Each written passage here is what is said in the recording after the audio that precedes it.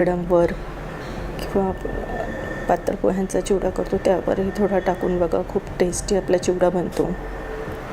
तर आता आपण पोहे तळायला घेऊया. इथं आपण अर्धा किलो पोहे घेतले तर अर्धा किलो आपण तेल घेणार आहोत.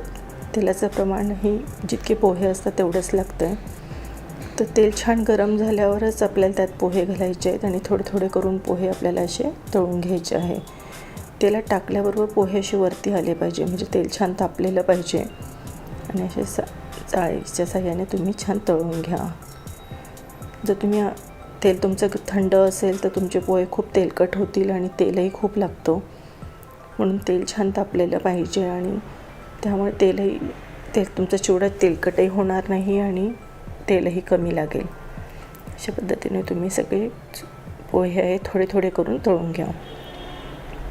मक्याचेही पोहे आपण आता तळून घेणार आहोत आणि त्यातच आपण मिक्स करून घेणार आहोत.